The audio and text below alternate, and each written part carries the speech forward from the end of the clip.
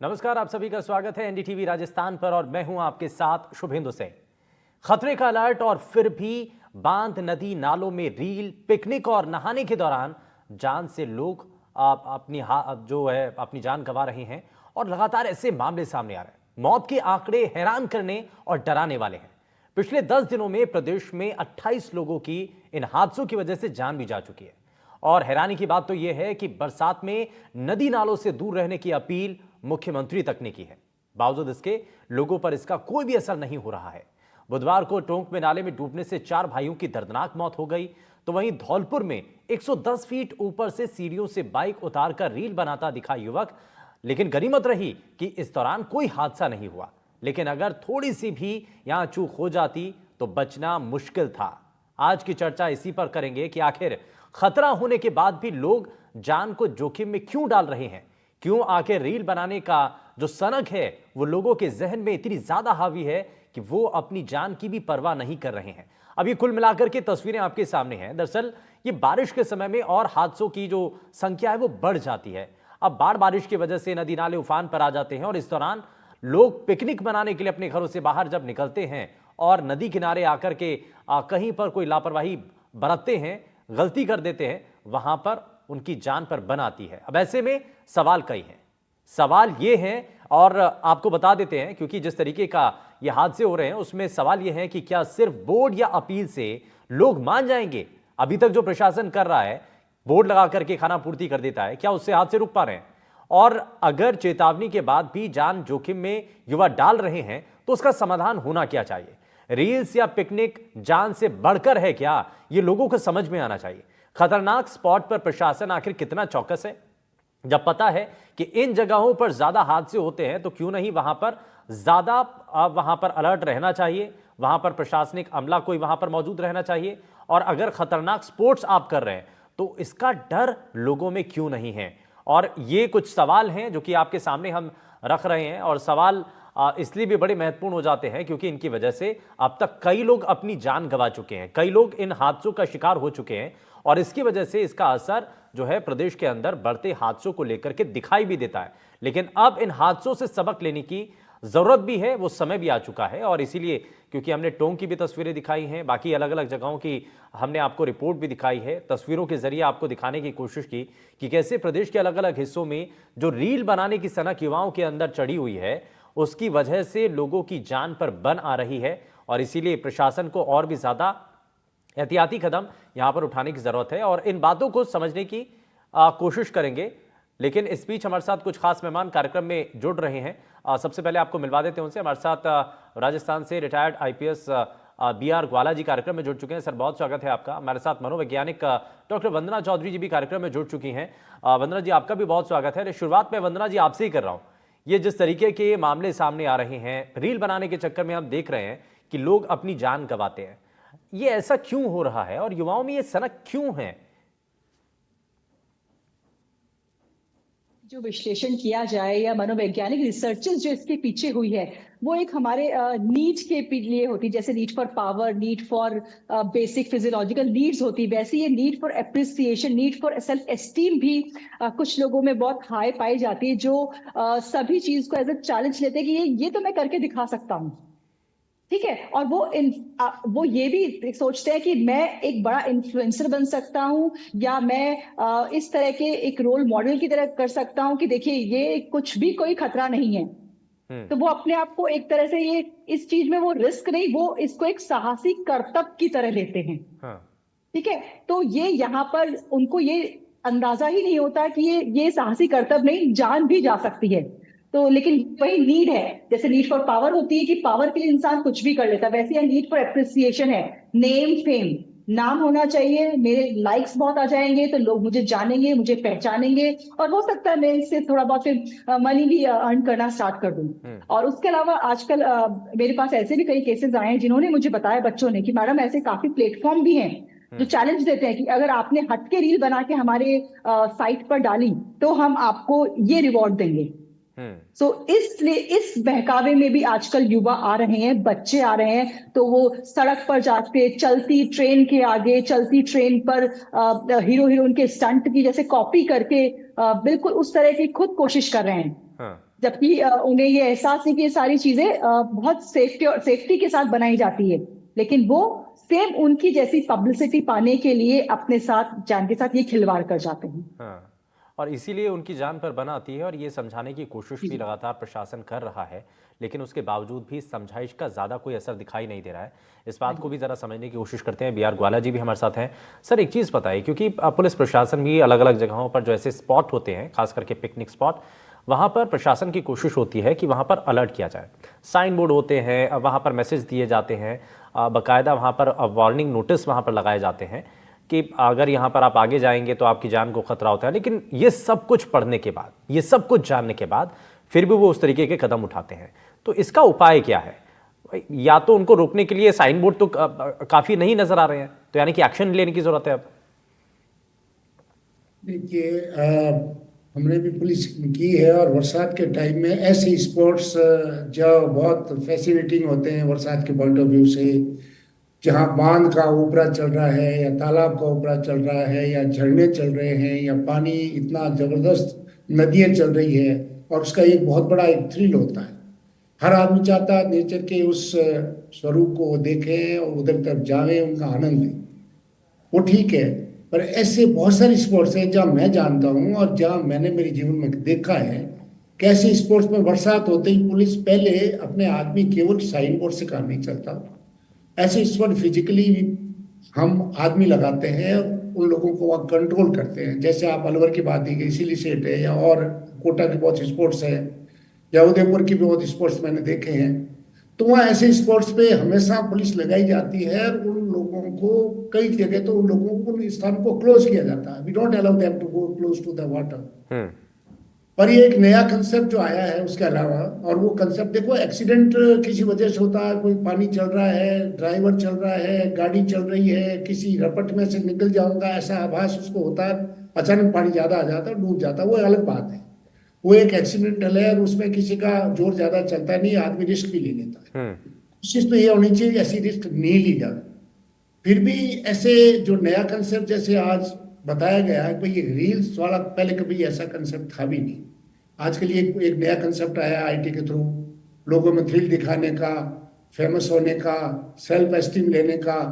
तो मेरा ये कहना, जैसे आपने बताया कि ऐसे कुछ ऑर्गेनाइजेशंस है जो उनको मोटिवेट करते हैं, मेरा तो ये मानना है ऐसे लोग जो अपने जीवन को खतरे में डालते हैं और जो लोग उनको मोटिवेट करते हैं या उनको प्रोवोक करते हैं खतरे में डालेंगे, there is absolutely clear law about it. Nobody can put the human life in danger. और इसके लिए कड़ा कानून है ऑलरेडी इन एग्जिस्टेंस।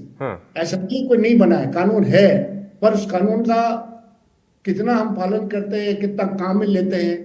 तो मेरे कहना, जैसे आपने मोटरसाइकिल वाली बात कही, ऐसे ही बहुत सारे जो रील्स बनाते हैं उसमें समझते हैं उन लोगों ने इस प्रकार की हरकत की है, मैं तो समझता हूँ उनके खिलाफ FIR दर्ज होनी चाहिए और उसकी वाइड पब्लिसिटी होनी चाहिए, जिससे लोगों को ये पता लगे कि ऐसा करना कानूनी अपराध है। और जो लोग प्रोवोक करते हैं ऐसे ऑर्गेनाइजेशन से, उनको एबिटर के रूप में शामिल करना चाहिए उस अपराध में। सर, और एक और बात इसमें ये भी होती है कि ना सिर्फ वो अपनी जान खतरे में डाल रहे हैं, बल्कि आसपास जो दूसरे लोग हैं उनके लिए भी मुसीबत बन सकते हैं, उनके लिए भी संकट बन सकते हैं, जिनका उनसे कोई लेना देना नहीं है। अब सड़क पर हम देखते हैं बाइक चला रहा है, कोई स्टंट कर रहा है, अब साथ में चलने वाले लोग हैं, उनके लिए तो मुश्किल बन सकती है ना। अब भाई वो अपनी जान मुश्किल में डाल रहा है, साथ ही साथ दूसरों को भी मुश्किल में डाल रहा है। तो ऐसे लोगों के खिलाफ सख्ती के साथ कदम उठाने की जरूरत है। और बिल्कुल आपने सही कहा कि ऐसे मामलों में एक्शन के साथ साथ एक तस्वीर भी पेश की जाए कि देखिए साहब, अगर ऐसा आपने किया तो आपके खिलाफ ये कार्रवाई कर दी जाएगी। चलिए जरा इस मामले को थोड़ा सा और समझने की कोशिश करते हैं। इन्फ्लुएंसर जिगीशा जोशी भी हमारे साथ कार्यक्रम में जुड़ चुके हैं।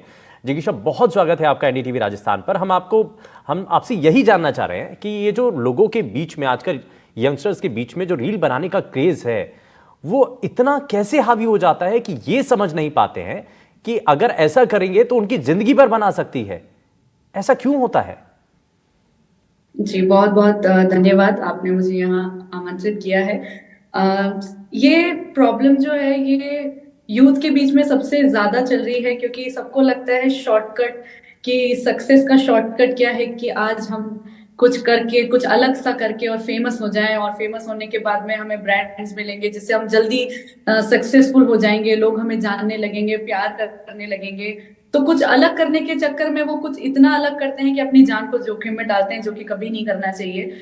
मुझे लगता है रील्स को हमेशा उस तरह की होना चाहिए कि वो लोगों को प्रोत्साहित करे, लेकिन इसमें कोई प्रोत्साहन का विषय नहीं है कि जब वो अपनी जान को जोखिम में डाल रहे हैं और कुछ ऐसा स्टंट करके बता रहे हैं जो कि उसके बाद में वो लिखते भी हैं कि व्यक्ति ने इस तरह से, उसने इस तरह से हमारा गाड़ी को आगे बढ़ाया, या इतने ऊंचाई से वो कूद गया, इस तरह से उसके हाइलाइट्स बना के, और लोग उसको देख भी रहे हैं। तो मेरा क्रिएटर्स को भी ये अपील रहता है, हमेशा मैं अपने सोशल मीडिया से भी कहती हूँ कि क्रिएटर्स से भी मेरी यही प्रार्थना है कि कुछ ऐसा डालें जिससे कि लोगों को प्रोत्साहन मिले। और दर्शकों से भी मैं ये कहना चाहती हूँ कि वो जो इन रील्स को देख के शेयर कर रहे हैं ना, वो भी रुकना चाहिए। और तीसरी बात यह है कि इंस्टाग्राम कम्युनिटी गाइडलाइंस के अंदर कुछ ऐसी रील्स को बंद किया जाता है, उनको रोक दिया जाता है, लेकिन कभी कभी इंस्टाग्राम भी इस चीज पे ध्यान नहीं दे पाता है।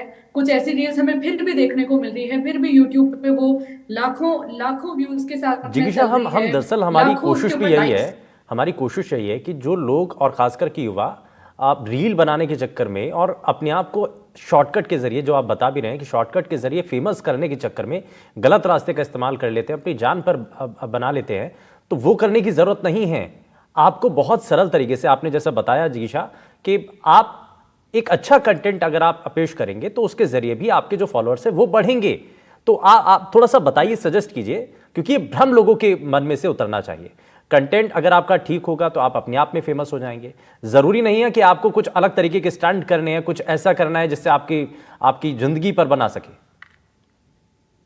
जी, तो मैं बस ये कहना चाहती हूँ कि जैसे कहते हैं ना कि हर एक फूल की एक अपनी खुशबू है, हर एक इंसान एक यूनिक कुछ ना कुछ अंदर रखता है अपने, हर एक में इंसान में एक यूनिकनेस है। हम उस यूनिकनेस को फिगर आउट करके और अगर हम उसे बाहर बताएं तो मुझे लगता है कि वो हमारी स्किल डेवलपमेंट में भी काम आता है, हमारी पर्सनालिटी डेवलपमेंट में भी काम आता है। तो मुझे लगता है इस तरह की चीजें कुछ करनी चाहिए जो आगे लोगों को भी बढ़ावा दे। जैसे कि कई लोग अपना कोरियोग्राफी करते हैं, जो डांस करके बता रहे हैं, तो अपना एक डांस फॉर्म है, जैसे कथक करके बता रहे हैं, तो लोग उनसे सीख भी रहे हैं, ऑनलाइन क्लासेस ले रहे हैं। तो ये एक तरीका हो गया रील्स का सदुपयोग करने का।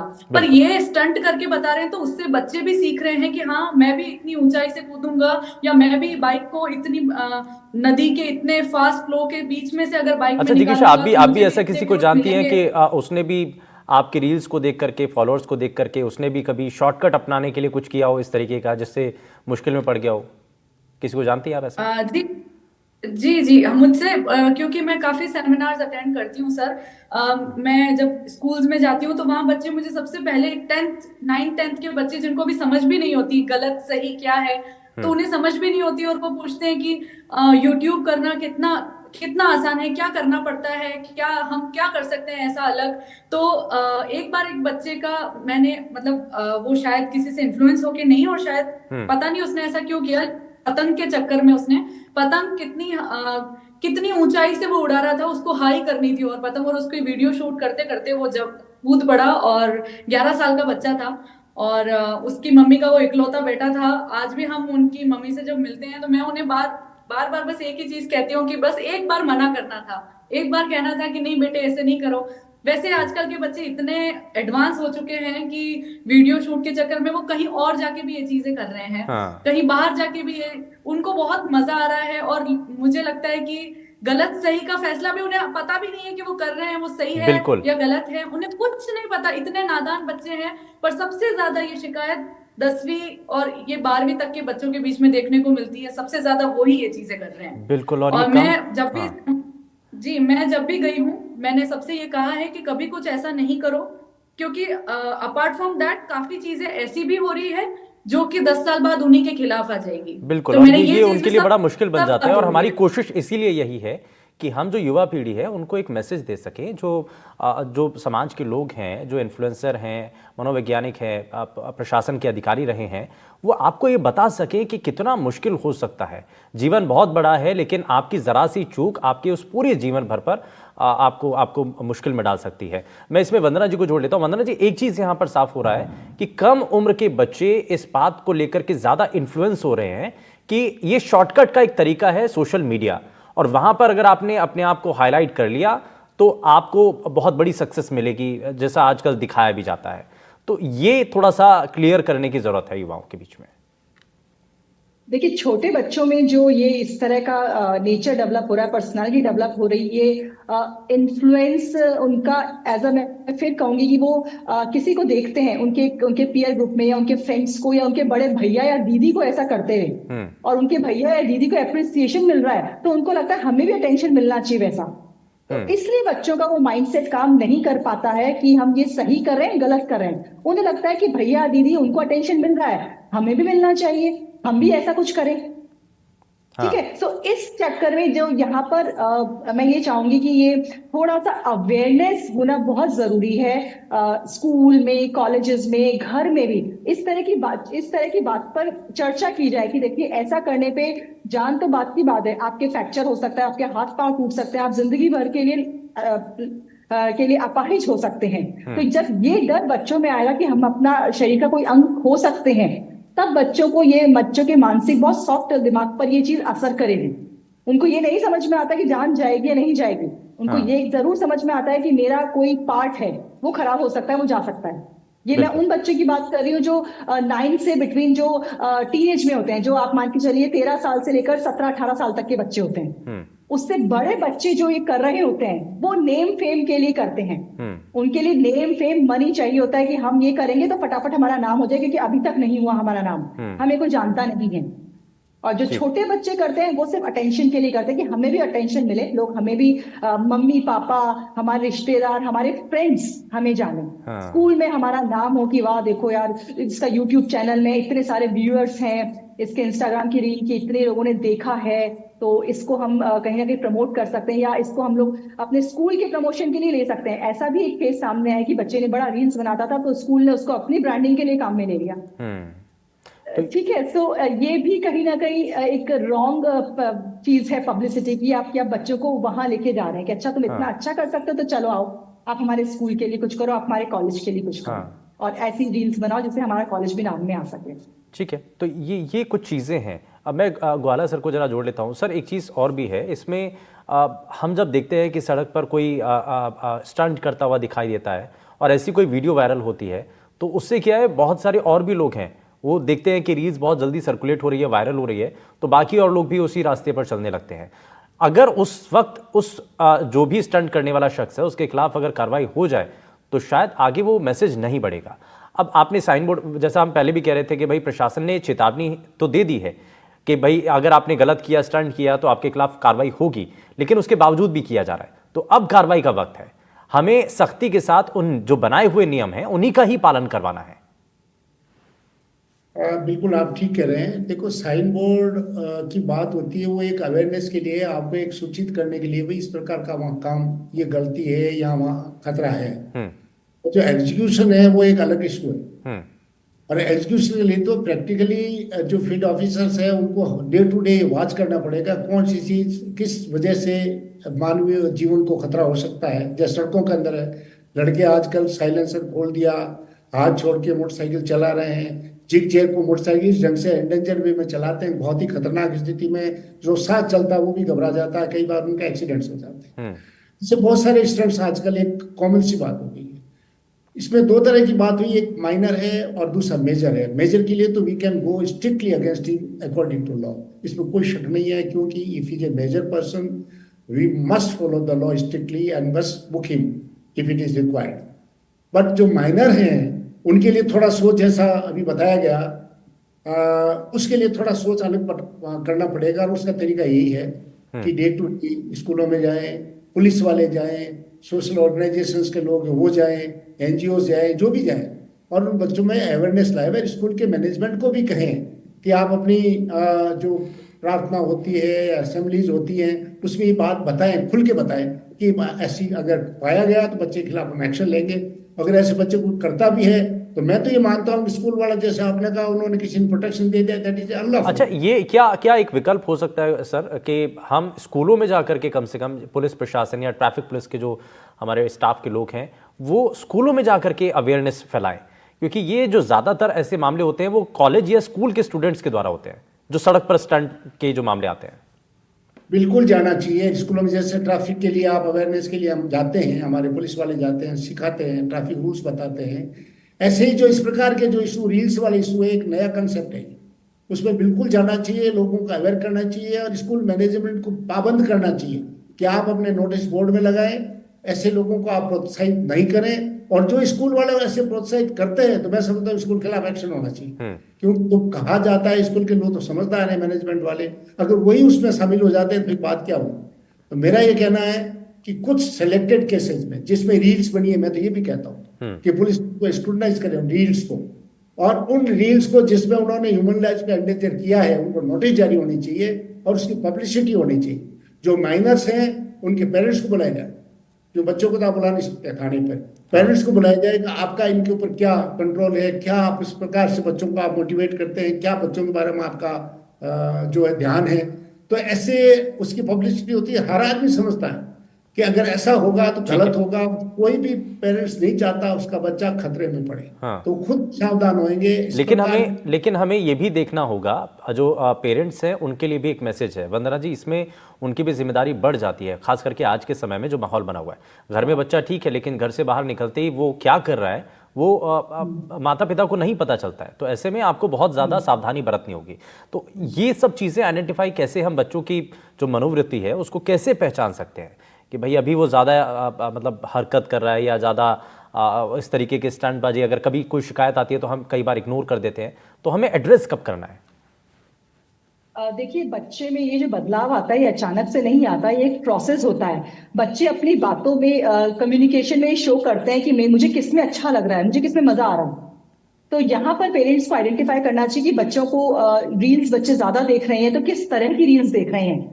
अगर बच्चे इंफॉर्मेशनल रील्स देख रहे हैं तो ठीक है, कोई बात है, लेकिन बच्चे इस तरह से एडवेंचरस स्पोर्ट्स की रील्स देख रहे हैं एंड उसको लेकर एंजॉय कर रहे हैं, बात कर रहे हैं, अपने दोस्तों से बात कर रहे हैं, तो थोड़ा सा पेरेंट्स को इनडायरेक्ट वे में सजग होना चाहिए, उनकी बातों पे गौर करना चाहिए कि बच्चे के मन में इस तरह के विचार आ रहे हैं और वो बता भी रहा है। तो मुझे उसको आगे से आगे अरे ठीक है कोई बात नहीं, अरे सब ऐसा होता है, ऐसा नहीं, अरे नहीं कुछ नहीं होता, कुछ नहीं होता, ये कह के, वर्ड्स कह के उसको इग्नोर ना करें।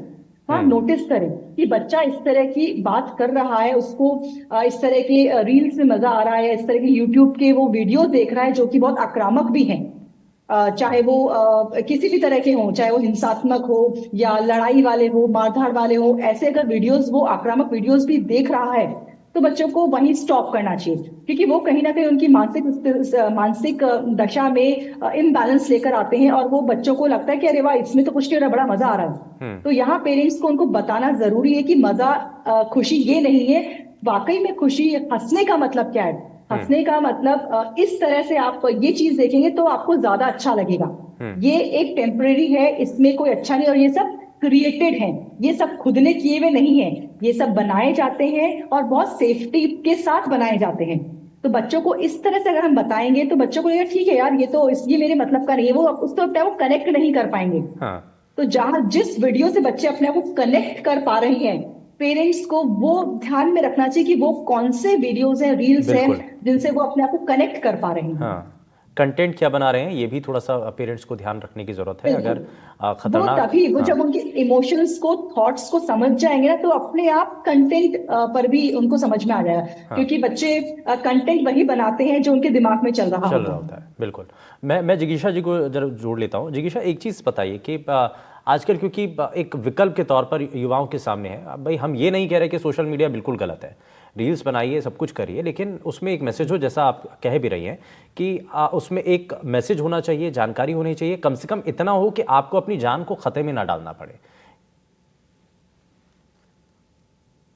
मैं जैसा मैम ने अभी बताया कि हमें कंटेंट पे ध्यान देना चाहिए कि बच्चे क्या देख रहे हैं, उसके साथ में हमें बच्चों को ये भी सिखाना होगा अब कि तुम्हें किसी दूसरा कोई कहे तो वो वैलिड हो, वो जरूरी नहीं है, तुम अपने आप में बहुत अच्छे हो, अगर तुम्हें लाइक्स, तुम्हें लोग नहीं देख रहे हैं, ये मान्यता का भूखा होना बहुत गलत है।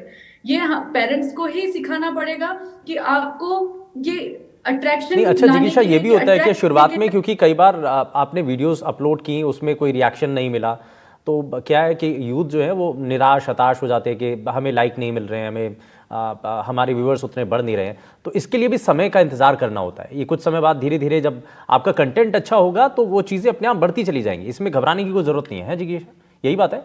बिल्कुल बिल्कुल यही बात है कि मेहनत तो करनी ही पड़ती है, ये कोई शॉर्टकट तो है नहीं। कुछ वीडियोस होती है जो वायरल हो जाती है पर अपने यूनिक वे में। अब कोई तो कहता है कि हम नाच लें या हम कुछ ऐसा कुछ डिफरेंट कर लें, पर आप डिफरेंट कब तक कर पाएंगे? और जब दो डिफरेंट अगर लोगों के हिसाब से सही नहीं है तो वो जिंदगी भर आप वो नहीं कर सकते। जैसे कि सिर्फ ये स्टंट के अलावा भी कुछ चीजें ऐसी है आपत्तिजनक जो कि वीडियोस के थ्रू बाहर आ रही है और बच्चों के और लड़कियों के साथ ही ये चीजें हो रही हैं। तो बच्चियां समझ नहीं पाती, पहली बार में उनको व्यूज मिल गए, उन लोगों को अट्रैक्शन मिला, उन्हें खुशी हुई कि वाह मुझे लोग जान रहे हैं, मजा आया।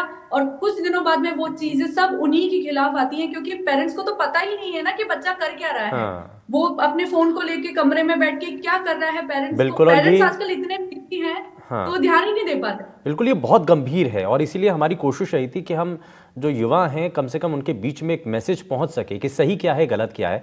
और इसके लिए बहुत अच्छे से समझाया आप सभी ने। बहुत शुक्रिया हमारे सभी खास मेहमानों का कार्यक्रम में जुड़ने के लिए, आपने अपना कीमती समय दिया। लेकिन रील्स की खुमारी जो है वो युवाओं पर ज़्यादा भारी पड़ रही है, इसलिए हमारी कोशिश थी कि आपको एक बार अवेयर ज़रूर करें, आपको बताएं कि सही क्या है और गलत क्या है। रुकने एक छोटे से ब्रेक के लिए कहीं मत जाइएगा, बने रहिए एनडीटीवी राजस्थान के साथ। नमस्कार।